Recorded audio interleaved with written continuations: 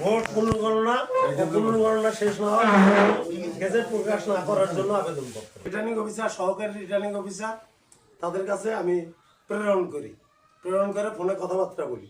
তো তখন সে বলে যে না, দুই একটা বিচ্ছিন্ন ঘটনা ঘটতে পারে।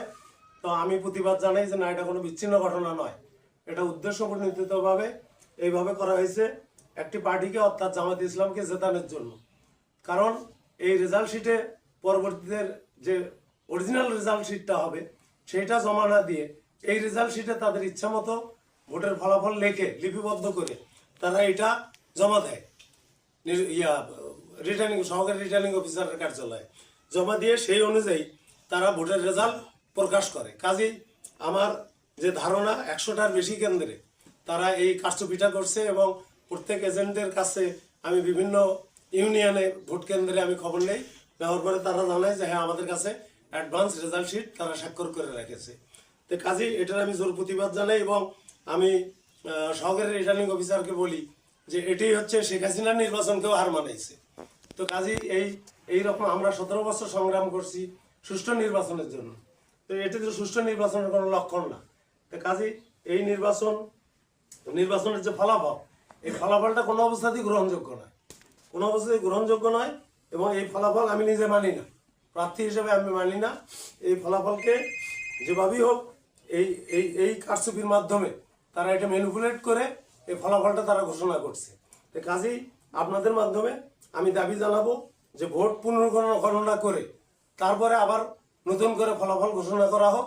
আর যতক্ষণ পর্যন্ত পুনর্গণনা না হবে ততক্ষণ পর্যন্ত নির্বাচন কমিশন যেন গেজেট প্রকাশ না করে, এটা আমার হচ্ছে দাবি।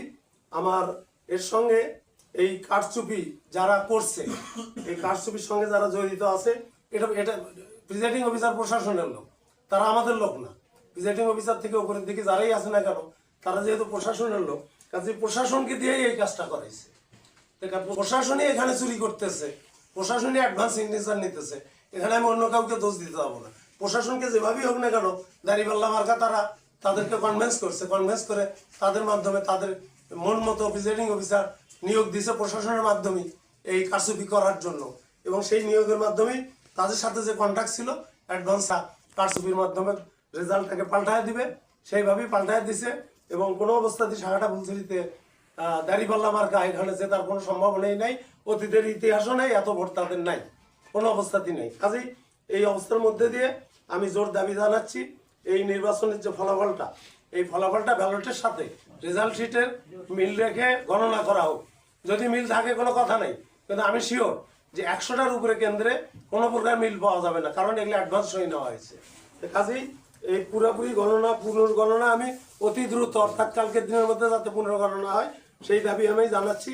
এবং পুনর্গণনার পরে তারপরেই যেন গেজেট প্রকাশ করা হয়, তার আগে যেন কোনো গেজেট প্রকাশ। মোহাম্মদ ফারুক আলম সরকার, গাইবান্ধা 5